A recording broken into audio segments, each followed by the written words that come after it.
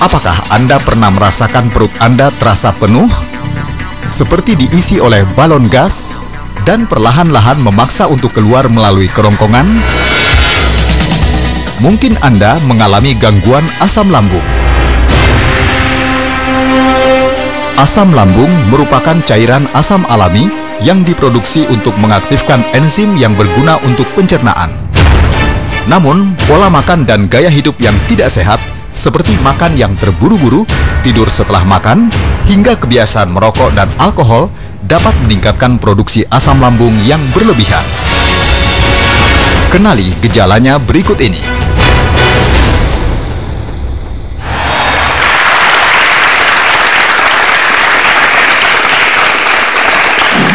Olivia, pernah ngerasakan gejala asam lambung nggak? Cukup sering ya. Biasanya yang dirasakan berupa apa?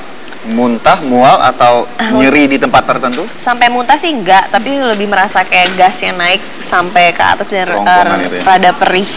Biasanya yang dilakukan oleh Olivia selain obat ya? Minum air yang hangat dan lebih ini ya istirahat aja sih dok, nggak terlalu banyak. Biasanya berkurang? Berkurang ya, oke. Nah, pemirsa, ternyata ada beberapa situasi yang menyebabkan masyarakat kita agak sedikit sulit membedakan antara gejala asam lambung dengan sakit mah. Nah itu dia, saya juga nggak tahu dok. Walaupun istilahnya nama asam lambung itu identik, masyarakat kita menyebutkan mah. Mirip. Ya, ada satu hal yang sederhana sekali yang bisa dipahami untuk gejala asam lambung. Ini biasanya gejala ini muncul setelah habis makan. Oke. Tadi seperti Olive tadi, setelah habis makan itu di dalam perut terasa seperti ada balon gas penuh yang perlahan-lahan naik ya melalui kerongkongan. Itu gejala asam lambung. Kalau sakit mah dia definisinya lebih banyak lagi. Oke. Bicara masalah asam lambung ini sebenarnya tetap dibutuhkan dalam kadar yang seimbang ya untuk membantu proses pencernaan. Kecuali kalau kadarnya udah berlebihan, ini dikenal dengan nama GERD, G-E-R-D, ya, gastroesophageal reflux disease. Itu kenapa dok? Nah, untuk bicara mengenai gangguan karena kelebihan asam lambung, kita akan diskusi dengan rekan sejawat saya, yaitu Dr. Ari Fahrial Sam. Halo dok, Halo Ari, Dr. Ari. Dok, tadi keluhan Olivia habis makan itu merasakan seperti ada balon gas di dalam perut lalu naik. Nah, ini sudah definisi sakit mah atau masih gejala asam lambung? Iya, kalau sudah naik ke atas itu malah kita bilang penyakitnya GERD namanya. GERD tadi ya. Jadi GERD ya.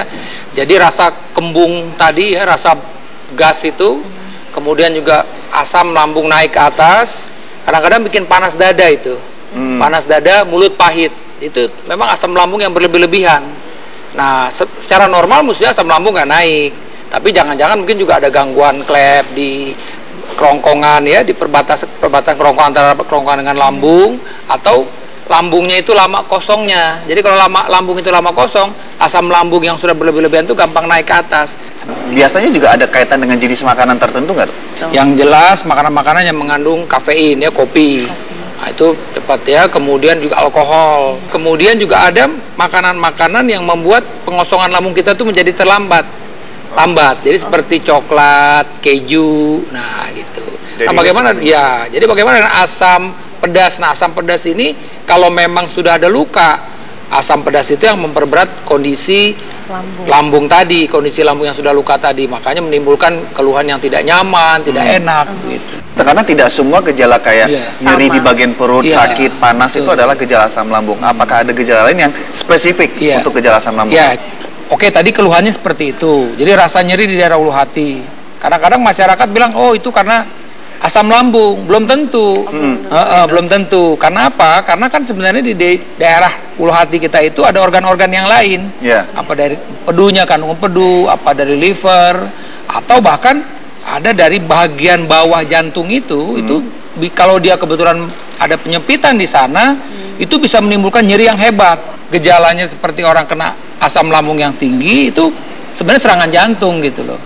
Kalau antara asam lambung dengan sakit mah, ini benang merahnya apa dok? Iya, jadi kalau sakit mah itu kan di lambung ya, sakit mah di lambung. Jadi salah satu orang dengan sakit mah ini adalah karena asam lambung berlebih-lebihan. Nah itu tadi, jadi ya kadang-kadang orang ngambil, dok saya ini sakit asam lambung.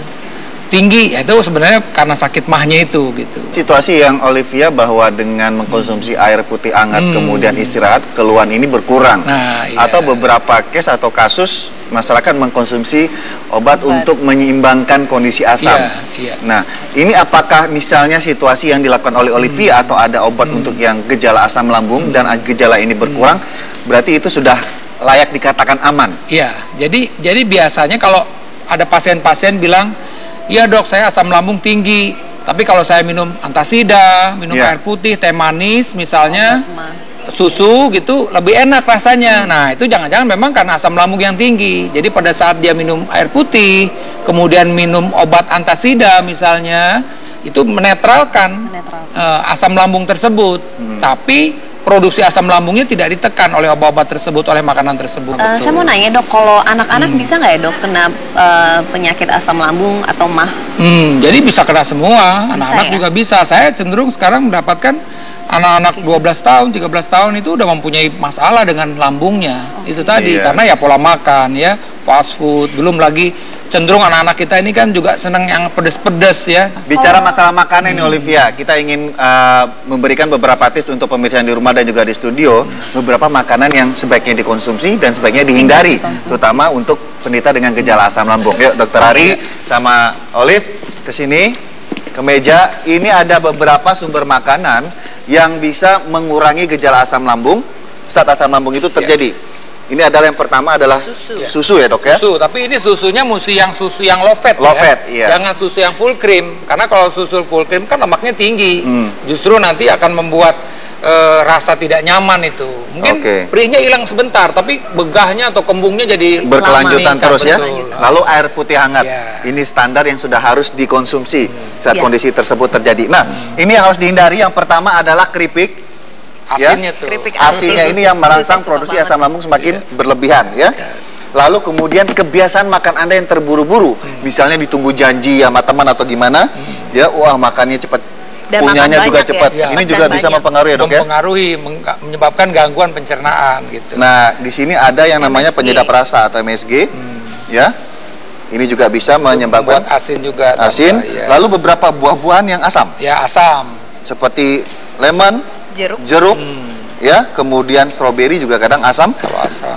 Lalu ikan dengan yang pedas. Itu juga sebaiknya dihindari. Nah dok, masalah gejala asam lambung apakah ini bisa disembuhkan? Bisa disembuhkan. Jadi kadang-kadang kalau dalam keadaan akut, memang saya boleh nih bilang pasien, Bu, kurangi nih asam-asam, kurangi yang pedas-pedas, coklat, keju, lemak, apa seterusnya, dok? Tidak. Saya tidak bilang. Ya? Kita obatin asam lambung ibu, kalau sudah baik, bisa ini dikonsumsi lagi, tapi tentu tidak boleh berlebihan. Jadi prinsipnya boleh.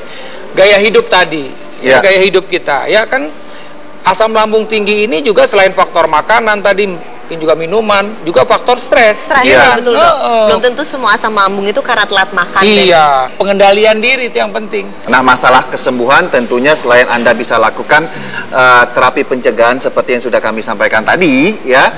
Jika keluhan ini berlanjut terus-menerus, sebaiknya segera periksakan ke dokter karena ada ancaman yang beresiko, termasuk kanker lambung itu tadi. Nah, terima kasih Dokter Ari Faryalsyam. Terima kasih dok. Terima kasih dokter. Setelah ini ada satu yang jarang sekali, udah lama sekali saya tidak membawakan di Dr. Ros Indonesia, yaitu masalah mitos atau fakta. Jangan kemana-mana, tetap di Dr. Ros Indonesia.